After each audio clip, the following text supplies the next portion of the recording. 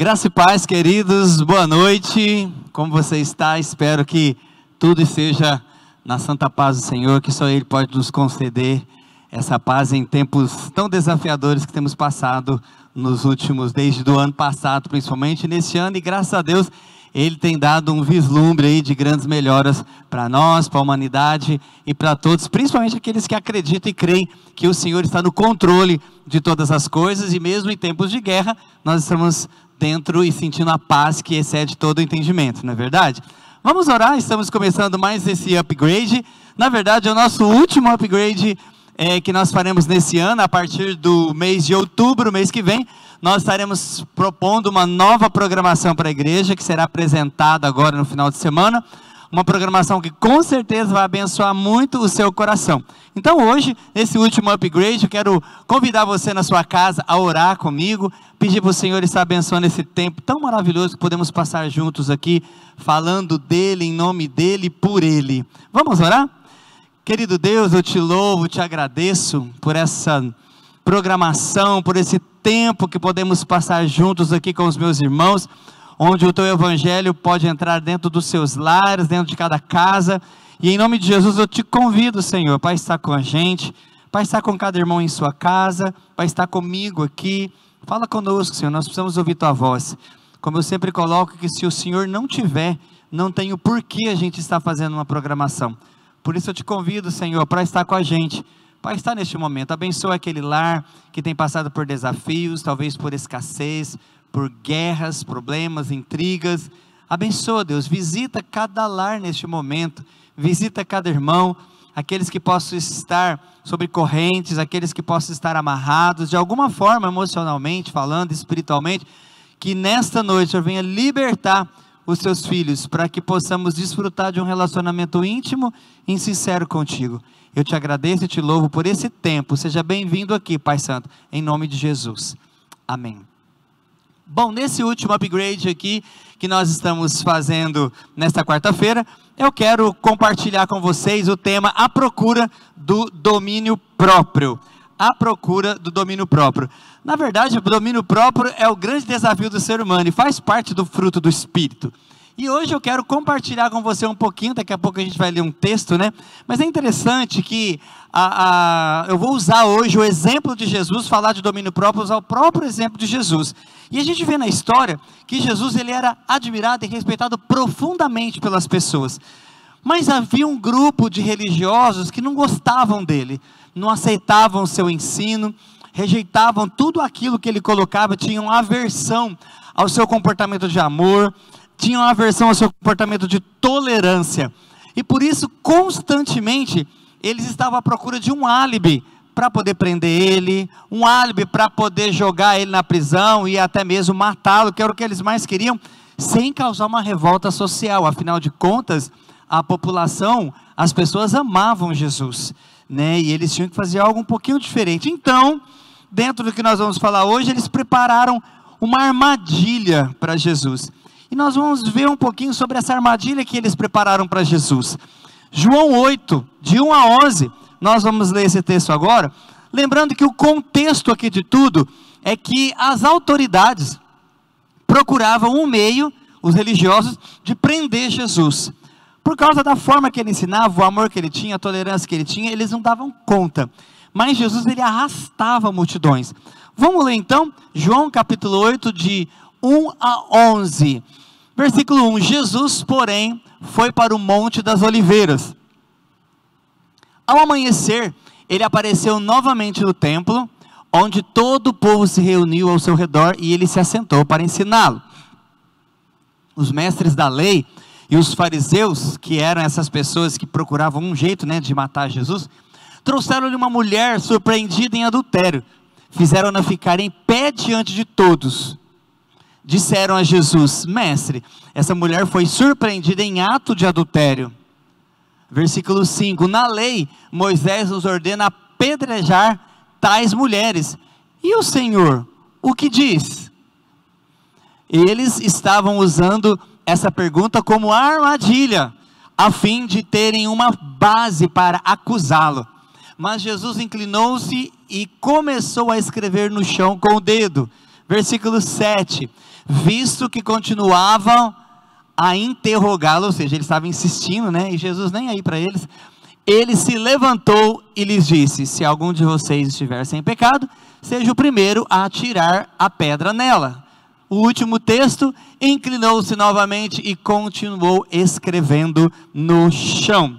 É interessante, queridos, que esse texto é muito conhecido, e hoje, sobre uma perspectiva diferente, eu quero compartilhar com vocês, que a mulher é como se eu estivesse aqui, Jesus lá no templo, e ele estava ensinando. Vamos entender um pouquinho o texto bíblico, a gente precisa entender emocionalmente falando o que estava acontecendo. Estava todo mundo ali, ó, prestando atenção em Jesus, estava todo mundo ali, atento, aquele silêncio, e Jesus falando, assim como você está atento aí na sua casa, prestando atenção em mim, todas as pessoas ali no templo estavam ali prestando atenção em Jesus. Aquele clima gostoso de culto, né? Como se fosse uma pregação, e a gente atenta àquela pregação. De repente entra aquela multidão enfurecida, juntamente com escribas, né? E fariseus. Eles entram enfurecidos, de uma forma mal educada, naquela reunião onde estava aquele predominantemente um silêncio, e eles jogam ela ali no chão, e diante de Jesus, eles incitam a multidão, que veio junto com eles, né?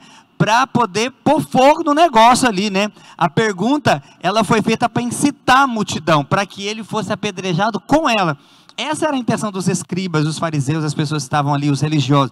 Era que Jesus fosse apedrejado, que ele fizesse algo diferente do que a lei de Moisés mandava, né? E aí, a pergunta proposital, eles falam para ele o seguinte: mestre, o versículo 4 e 5, mestre, essa mulher foi surpreendida em ato de adultério. Na lei, Moisés nos ordena apedrejar tais mulheres, e o Senhor o que diz? É interessante o seguinte: se a lei dizia, não tinha que perguntar para Jesus, mas eles estavam ali para incitar a multidão, porque eles sabiam que Jesus tinha um discurso, queridos, discurso de compaixão, discurso de perdão, que jamais outras pessoas tiveram esse tipo de discurso, né? Por isso que eles odiavam, porque eles estavam trabalhando sobre a lei, no olho por olho, no dente por dente, tudo toma lá da cá, né? E Jesus, ele vem para inaugurar um tempo que a gente chama da graça, um novo tempo, onde ele pregava sobre a compaixão, o amor, né? E Jesus, ele estava diante de uma situação muito desconfortável ali. Imagina, ele estava pregando naquela reverência de um culto, né? Como estavam ali. Vem aquela multidão enfurecida, cheia de raiva, ódio, estresse. Imagina a cena, gente. Imagina, irmãos. Eu aqui, como eu estou pregando para você, tá aqui as pessoas assistindo o culto como se estivessem presencialmente, e eles entram de forma mal educada, estúpida e com muito ódio no coração daquela mulher, e é óbvio com o objetivo de incitar mais a multidão para que Jesus pudesse entrar e cair na deles. E aí Jesus, ele fica numa situação desconfortável, porque ele tinha ou que se colocar do lado dela, ou ele tinha que condenar aquela mulher. Uma coisa Jesus tinha que fazer, né? O que você faria se fosse você diante dessa circunstância?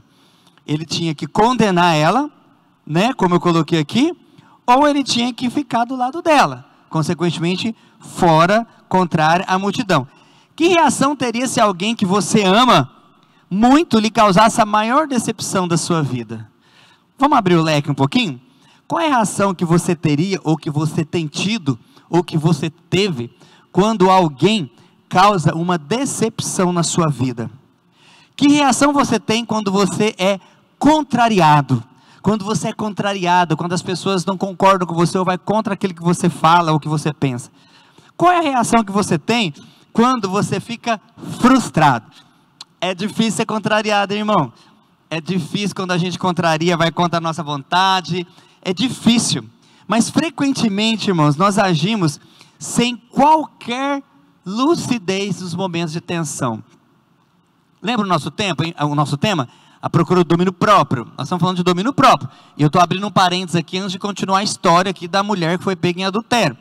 Porque era um clima de tensão, era um clima de ódio, era um clima de frustração, era um clima difícil que Jesus estava ali. E Jesus, ele tinha que dar uma resposta. Ou ele agrada a multidão, ou ele agrada a mulher. Mas aí eu estou colocando aqui na nossa vida que frequentemente nós estamos em momentos como aquele de Jesus. Em momentos onde nós precisamos de lucidez para poder responder. E o que mais a gente vê as pessoas hoje é que nos momentos de tensão, elas querem dar resposta. Nos momentos de tensão, elas querem resolver situações, né? Elas querem de alguma forma fazer o negócio dar certo. Dizemos coisas absurdas, incoerentes, ferimos pessoas e nos ferimos quando a gente está sob tensão. Quando a gente está naqueles momentos difíceis, quando a gente está no momento onde a nossa emoção está parecendo um barco à deriva para todos os lados, né? O medo, a raiva, a ansiedade nos impelem a reagir sem pensar. Quantas vezes você já reagiu sem pensar? Quantas vezes você falou algo que nunca deveria ter falado? Quantas vezes você agiu de forma que nunca deveria ter agido? Quantas mágoas, quantos ressentimentos, quantos desafios, né? Os instintos, nós deixamos nos momentos de tensão, o instinto controlar a nossa inteligência. Nos momentos de tensão, é onde as coisas não estão bem, e é nesse momento que a gente geralmente comete as maiores atrocidades da nossa vida, onde a gente dá a resposta que nunca deveria ter dado, e fala o que não deveria ter dito, e foi nesse clima de total irracionalidade, que Jesus foi cobrado a dar uma resposta. Até a hora que Jesus estava pregando, irmãos, vamos entender a cena, para a gente poder entender. É muito fácil para Jesus, é fácil a gente não entender a cena, mas quando eu entendo o que estava acontecendo naquele momento, eu vou perceber que a cena não era tão fácil desse jeito. Jesus estava pregando, e chega um bando de mal educados, enfurecidos, cheio de raiva, e atrapalha a minha reunião, e todos incitando um ao outro, impacientes, agitados, enraivecidos, e eles pedem uma resposta para Jesus, mas a resposta, ela não veio. A resposta não veio. Não naquele momento que eles queriam. A resposta não veio. A Bíblia diz que Jesus, não sei se vai dar para você me ver aqui, ó, Jesus agacha, e ele fica ali escrevendo no chão. As pessoas, muitos estudiosos querem descobrir, né, o que estava escrito ali, na verdade, né? E aí alguns falam que ali Jesus estava listando o pecado de todo mundo, coisas desse tipo. O fato é que Jesus estava ali, simplesmente agachou, e ele ficou ali escrevendo. Ele entendia, e aí que entra o nosso aprendizado de hoje. Ele entendia que aquela ira, aquela impaciência, aquela raiva, não era algo dele, era algo da multidão. Irmãos, a gente precisa aprender com Jesus. A gente precisa aprender a separar o que é meu, o que é do meu patrão, o que é da minha esposa, o que é do meu irmão, o que é do fulano. O que é dele, o que é meu é meu. E Jesus, ele soube separar ali naquele momento. Ele não permitiu que a sua paz fosse tirada pelos outros, porque ele sabia que ele era o dono da paz dele, a paz era dele, ele não podia deixar que uma multidão enfurecida tirasse. Irmãos, quantas vezes a gente fala o que não deve, faz o que não devia fazer, levado pelo momento, levado pelo calor da emoção, levado por momentos. Eu tenho algo lá em casa, que a Loide, ela me ajuda muito, que a gente quando está com sono, irmãos, não é fácil. Sono, fome, são momentos muito difíceis para a gente, né? E meu dia é muito intenso. Quando chega de noite, depois das 10h30 da noite, eu já não sou ninguém. Mas eu sei que a minha paciência já baixou, mas ela está muito melhor do que eu. Então a gente tem um combinado. Se naquele dia eu estou muito cansado, se naquele dia eu estou muito exausto, eu já sei que a minha paciência vai diminuir. Então o que eu faço? Eu já prevejo um comportamento meu. Então naquele dia, a Loide cuida mais das crianças, a Loide, ela fica mais de olho, ela vai me ajudar, nós nos ajudamos muito, né, a pôr as crianças para dormir, mas ela toma mais à frente, porque essa hora está 220 volts, o Felipe está subindo no sofá, o Felipe quer assistir desenho, ele quer fazer lutinha, ele quer fazer tudo, né? Então nesse momento, eu já sei, então eu não deixo que aquilo que é meu, que o meu cansaço, os meus filhos possam interferir e vice-versa. É algo que eu tenho que guardar para mim naquele momento, porque senão eu vou ficar bravo, eu vou disciplinar coisas que não é momento de fazer. E Jesus, ele tinha essa habilidade de permanecer-se intacto por dentro, mesmo que todos ao seu redor não estivessem. Sabe aquela história da multidão, que todo mundo vai atrás? A voz do povo é a voz de Deus. Mentira! Isso é a maior mentira que a gente pode entender. As pessoas falam, né, que a voz do povo é a voz de Deus e todo mundo vai junto, né? Todo mundo vai, porque a maioria vai, todo mundo vai junto. Jesus não disse isso não. Ali tinha um bando de pessoas enraivecidas, querendo a todo custo fazer com que a lei de Moisés fosse cumprida na vida daquela mulher que foi pega em ato de adultério. E o problema aqui é que Jesus, o problema para eles, né? Porque para Jesus era o melhor, né? Ele tinha essa habilidade, mesmo que todos estivessem cheios de raiva ao redor dele. Isso na Bíblia, lá no livro de Gálatas, a Bíblia chama, Gálatas 5:22 mais ou menos, a Bíblia chama de domínio próprio, que é um dos fruto do Espírito, faz parte do fruto do Espírito, o domínio próprio. Hoje, nos dias de hoje, a psicologia chama de inteligência emocional. É a capacidade do ser humano de lidar com as contrariedades e permanecer-se intacto diante daquilo que vem de fora.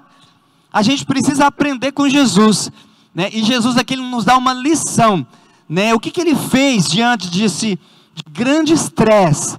Gente, era muito estresse, era muita gente brava, enraivecida naquele momento.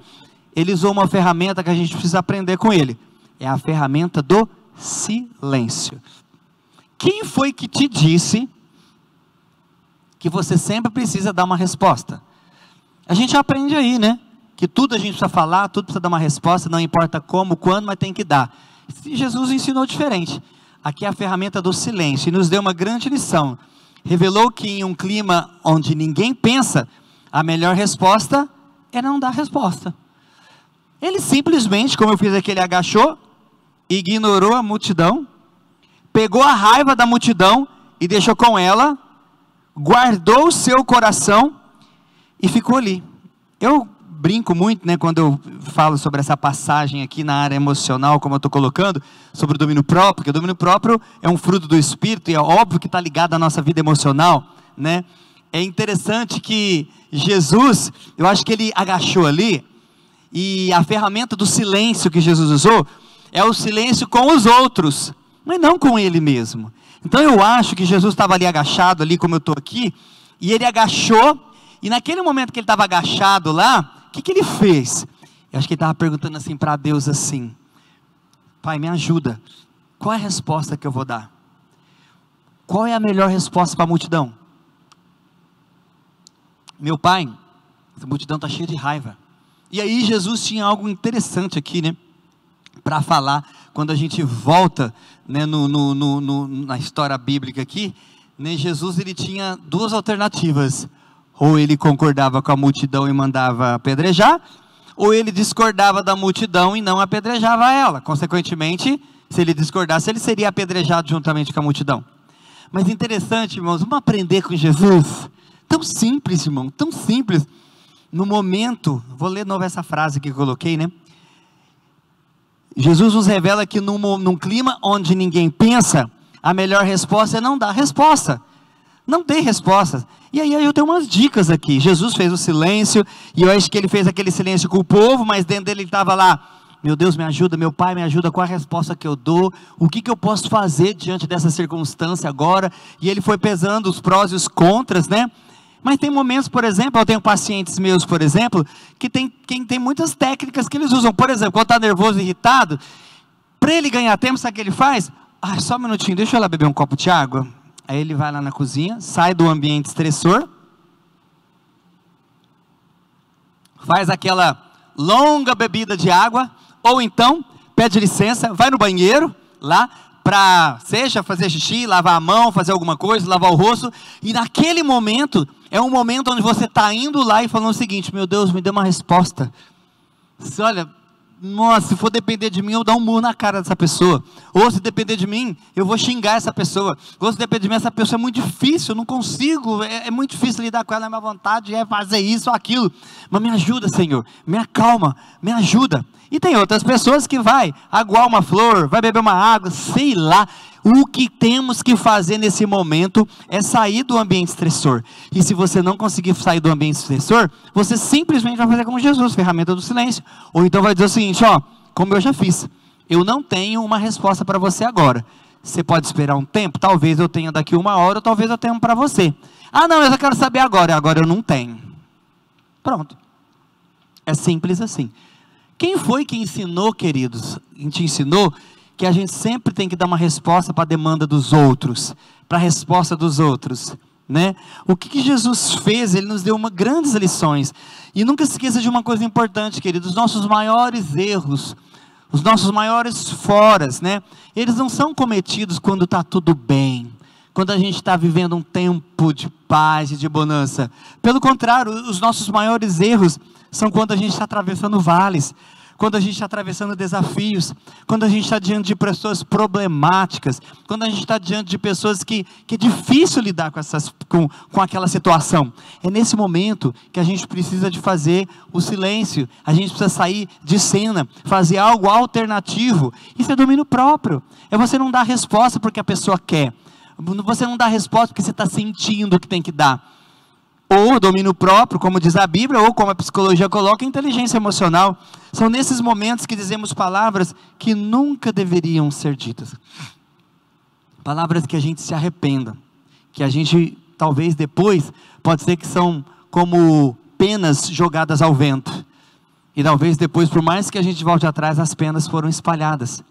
Por isso que vale a pena, irmãos. Ah, eu não tenho, a gente ouve muito isso, né? Ah, eu não tenho sangue de barata. Que pena que você não tem sangue de barata.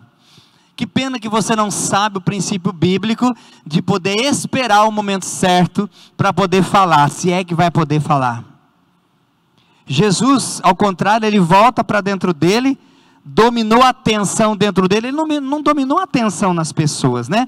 Ele entendeu que era a multidão que estava com raiva. A raiva não era dele, irmãos. Sabe, queridos, quando alguém for mal educado com você, quando você estiver no seu relacionamento conjugal, as coisas não estiver bem, se perceber que há uma tensão entre vocês dois, cuidado com a palavra que você vai dizer na hora, cuidado com a forma de resolver. Por isso que às vezes as pessoas questionam muito a psicologia sobre a questão de bater nas crianças. Eu não sou contra o que a Bíblia coloca, não, de bater com a vara, de usar a vara. A questão é que as pessoas, elas extrapolam quando elas querem disciplinar seus filhos. Por quê? Porque está no momento de tensão. Elas mais querem descarregar toda a raiva dela que a criança passou, ou que ela está dentro dela e desconta na criança, porque a criança fez algo, do que necessariamente poder disciplinar a criança. Então, Jesus, ele entendeu que a raiva era do povo, não era dele. Entenda o seguinte, queridos: quando estamos diante de situações adversas, quando talvez você está nervoso, o outro está nervoso, não importa, você só pode assumir por você. Eu sempre falo que o problema nunca é o outro, sou eu.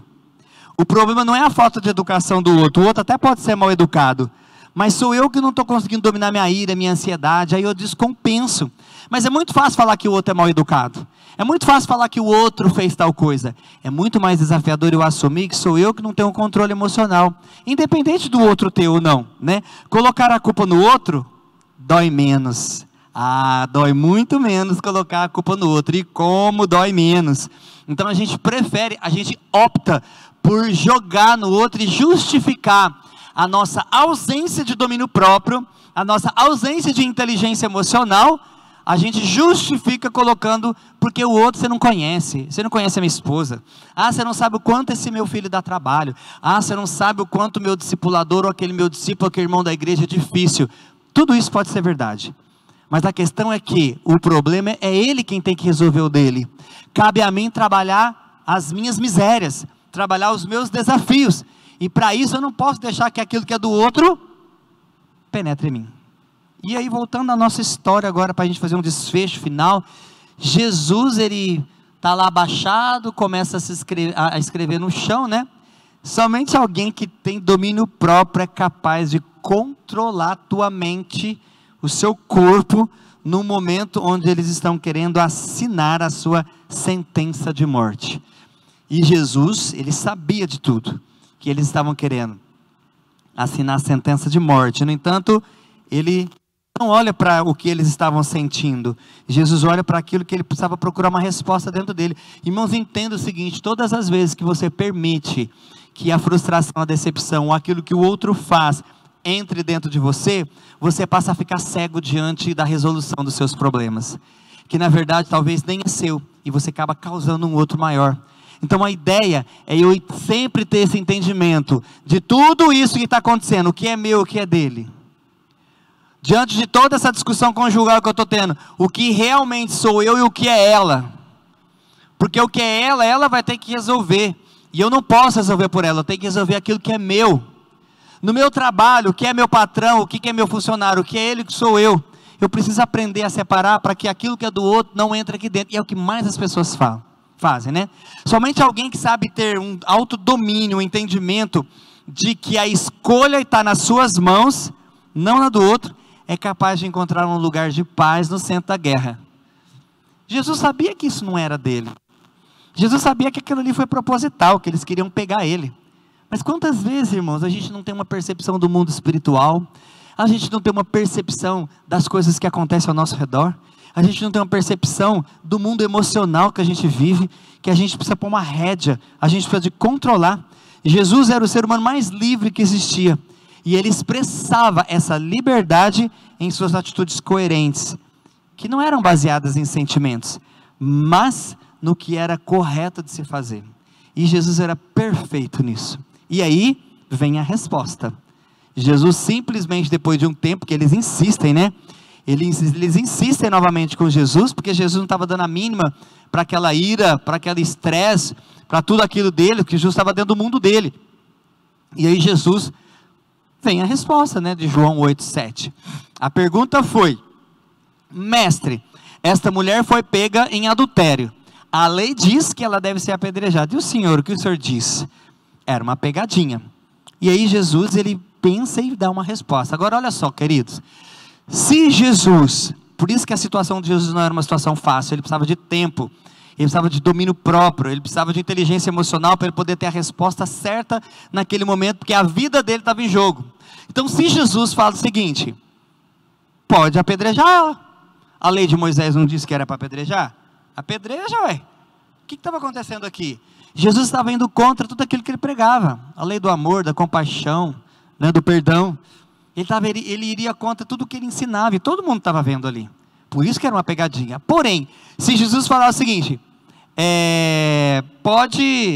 eu não apedrejo ela não, né, porque não é o certo. Ou se ele fosse por esse lado de não apedrejar a mulher, não pode apedrejar. A lei de Moisés dizia que quem fosse contra seria apedrejado junto.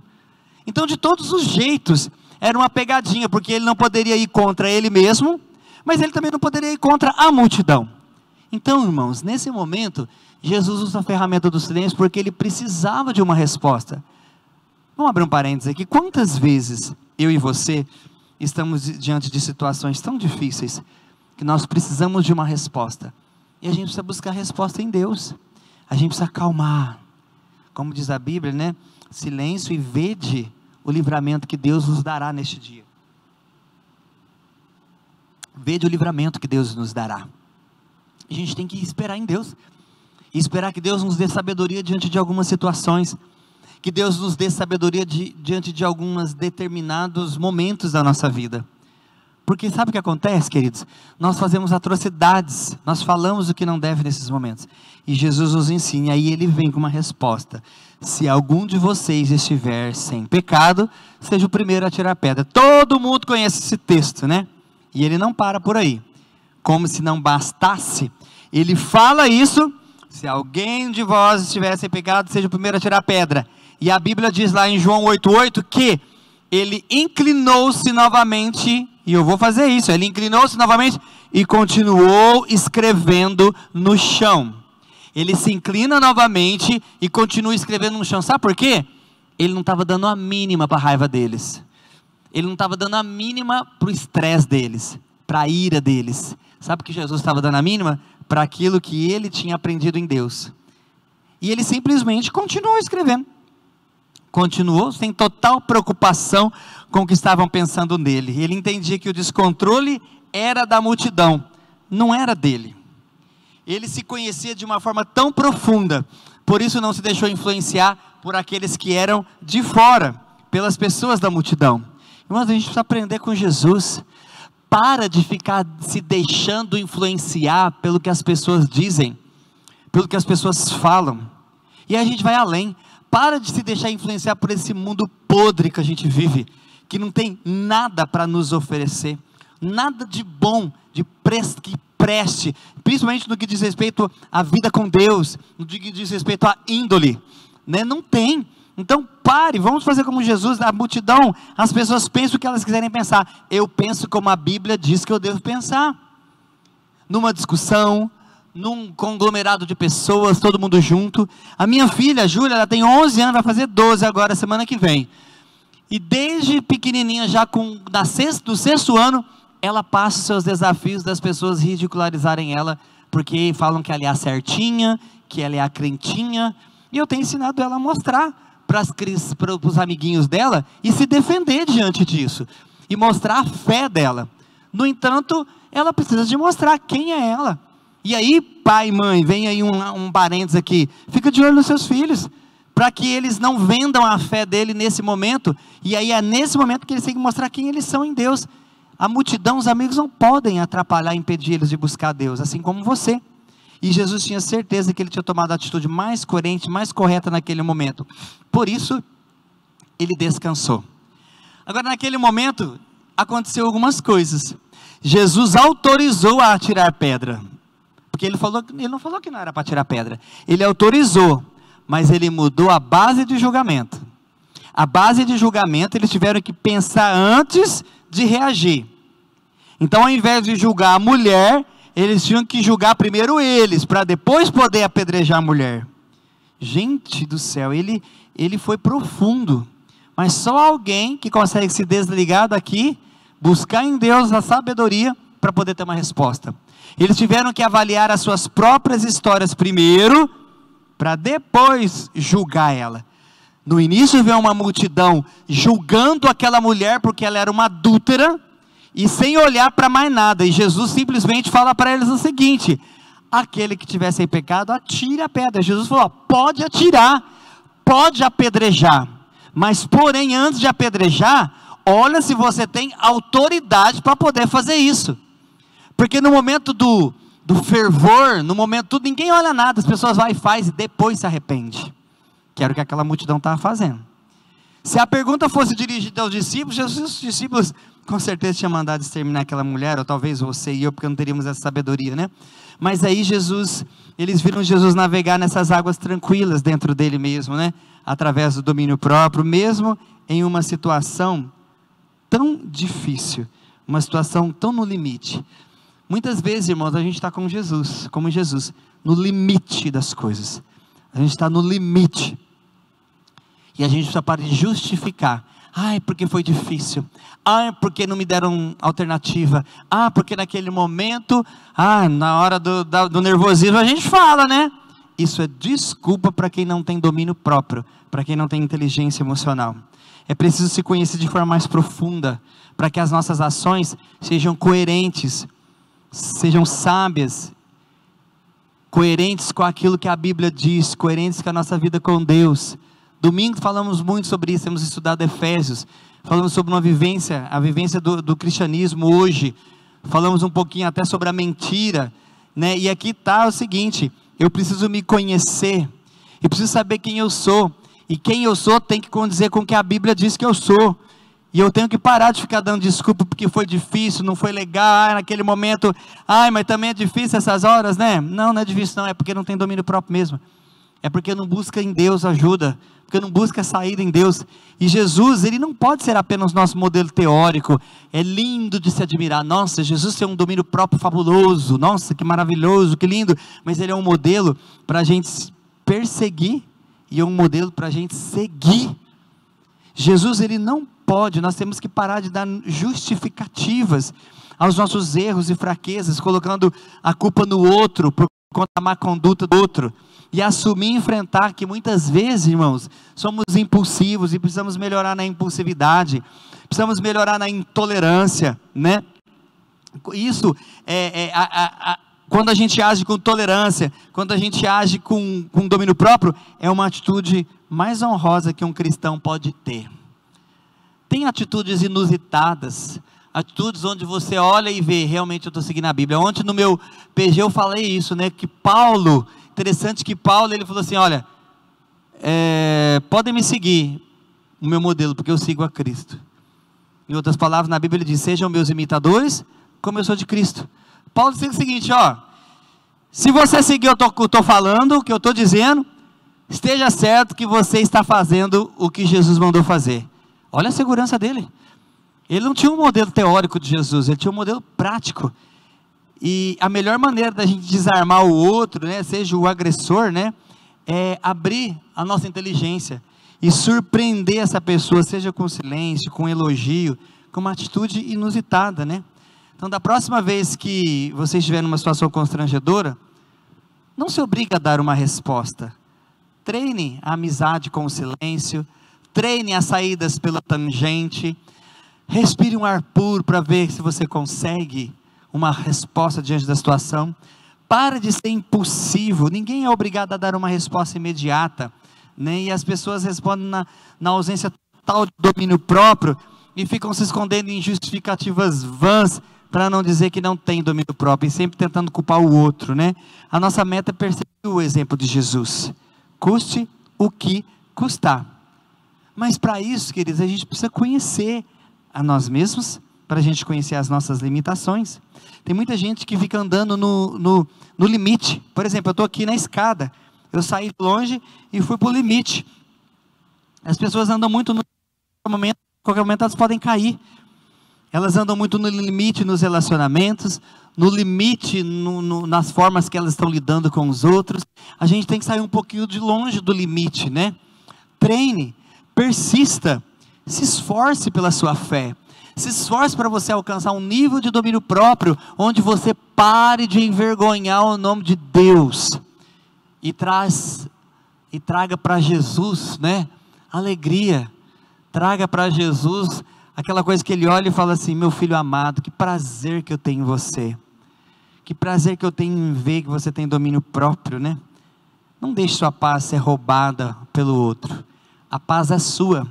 A vida é sua. O domínio próprio é um fruto de um profundo conhecimento de si mesmo e um profundo conhecimento de Deus. Além de ser um fruto do Espírito, né? Descrito lá em Gálatas. Quero desafiar você, meu querido, a parar de dar justificativa pela sua falta de controle. Não importa o que o outro fez, o que o outro faz, o que o outro venha fazer. Se você saiu do controle, a culpa não é dele. É porque você não tem controle, você é impulsivo. Vamos buscar Deus, vamos jejuar sobre isso, vamos usar a ferramenta do silêncio, vamos sair de fininho um pouquinho, vamos beber uma água, vamos no banheiro para ganhar tempo, para ter uma boa resposta, ao invés de fazer as coisas de forma insana, louca, impulsiva. Eu quero orar por você neste momento, abençoar a sua vida, determinar a bênção de Deus sobre você, para que de uma forma muito especial, esse fruto do Espírito que é o domínio próprio, ou no nosso mundo a gente chama de inteligência emocional, a gente consiga honrar Deus com esse fruto, com esse comportamento em nossa vida. O cristão é uma árvore, e uma delas é o fruto do Espírito, que é o fruto do Espírito, domínio próprio. Vamos orar? Querido Deus, eu abençoo os meus irmãos nessa noite em nome de Jesus. Toma cada um na tua presença, Pai, e nos ajude, como foi colocado hoje, né? Nessa procura pelo domínio próprio. Nos ajude, Deus, a controlar a nossa emoção, mas muito além disso, é estarmos bem contigo, seguirmos o teu modelo, o seu exemplo, e nos ajude a parar de dar justificativa. Senhor, nunca é o outro, sempre sou eu, e eu preciso me posicionar diante das adversidades da vida e dar respostas coerentes como Jesus fez aqui. Nos capacite para essa obra, em nome de Jesus, amém. Amém, queridos. Deus abençoe a tua vida, que você aprenda realmente a se dominar e assim agradar a Deus. Quero desafiar você agora a trazer suas ofertas, sua primícia, seu dízimo, aquilo que é de Deus, aquilo que não é seu, né? E tenha domínio sobre o seu dinheiro. tenha controle, os números de Pix estão tudo aí para você, já para você poder fazer as transferências. Se você trouxe hoje, está aí preparado para isso, invista no reino de Deus, é o seu maior investimento. Eu sempre costumo dizer em casa, como eu gosto de dizimar, irmãos. Eu e a Loíde, a gente é muito parecido nisso. Como a gente gosta de ofertar, como a gente gosta de ajudar missionário, como a gente faz, como a gente gosta de saber que o nosso dinheiro está assim. Sabe, irmãos, uma hora eu vou testemunhar isso no domingo. Esse mês de setembro, eu peguei Covid, e eu tive algumas complicaçõezinhas, e eu gastei muito dinheiro com remédio. E aí, eu e a Luíde, nós ajudamos um casal de missionários na Índia, ajudamos em Angola, ajudamos no sertão da Bahia, no sertão aqui, nem lembro onde é o lugar direito, mas no sertão do Brasil, e aí eu gastei muito. Aí eu olhei para aquilo, e imediatamente eu falei para mim mesmo, é o único lugar que eu não vou deixar de ajudar, é ela que precisa da minha oferta lá na Índia, é aquele que precisa da minha oferta em Angola, e aquele que precisa da minha oferta no sertão da Bahia, porque eles estão fazendo algo que eu não estou fazendo, e eu quero ajudá-los a fazer. Outra coisa que eu falei para mim mesmo, e eu nem fui tentado a isso, o que é de Deus, eu dizia meu primício, e eu continuei dando oferta, mesmo estando extremamente apertado. Por quê? Porque o que é de Deus, irmãos, e de alguma forma Ele vai prover as minhas necessidades. Creia apenas nisso, e Deus vai fazer algo sobrenatural na tua vida. Bom, hoje, quarta-feira, amanhã na quinta-feira temos as nossas programações da igreja, às 9 horas da manhã, né? E nós temos tido café com os apóstolos, e sábado, às 10 horas, café com os apóstolos.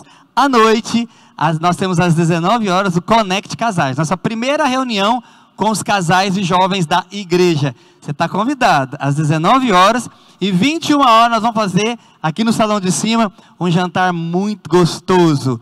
Você vai ter que fazer um acertozinho aí, na verdade, é só uma ajuda, né? De R$15 o casal, como se fosse R$7,50 cada um. Na hora, você pode fazer o acerto aqui, e a gente vai ter um jantar muito gostoso, você está convidado. E domingo, às 10 horas da manhã, e às 18 horas, o nosso culto. Lembrando que o nosso mês está encerrando, e você tem oportunidade de renovar, agora no mês de outubro, toda a sua fidelidade a Deus, tanto na questão financeira, como na índole, em todos os aspectos da sua vida, e fazer com que o mês de outubro seja o seu melhor mês do ano, e você seja fiel em tudo a Deus, e seja um padrão de comportamento aí, diante dos ímpios, diante de uma geração tão perdida que estamos vivendo. Quero orar por você, quero agradecer a Deus por esse momento e abençoar. Senhor, muito obrigado por essas ofertas, por esses dízimos que foram depositados no Teu reino. Eu te agradeço pelos irmãos que têm entendido esse propósito. Eu os abençoo no nome de Jesus. E que a graça do Senhor Jesus, o grande amor de Deus nosso Pai, as consolações do doce e amado Espírito Santo, repouse sobre a igreja que está se reunindo em sua casa, juntamente comigo aqui, que a bênção do Senhor repouse sobre cada um, em nome de Jesus. Amém.